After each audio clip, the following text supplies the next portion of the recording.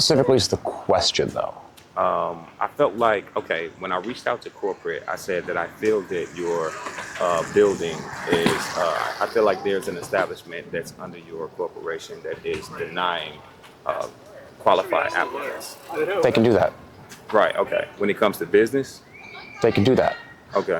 So no one's entitled to a job, and no one's entitled to an opportunity for a job or employment.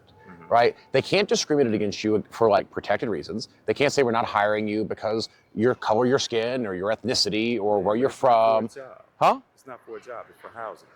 But you're not applying to live in the housing. You're applying to rent out or use their housing, right? As a business, not a person. Yeah. Right? So they're not renting housing to you as a person, right? They're renting to your business, and then your business is either going to sublease it or rent it out to a business, somebody else, right?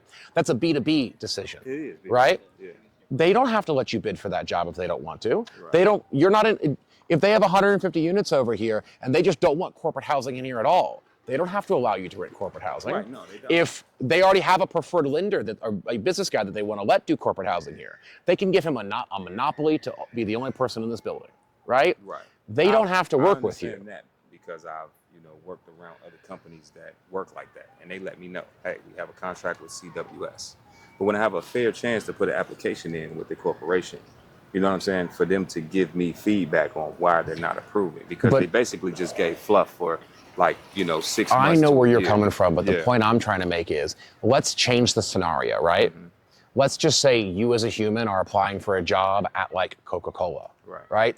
It's an open job, anyone can apply. So if you want to go apply for Coca-Cola, you can apply to be a truck driver, or you go apply to be their CFO of foreign affairs, right?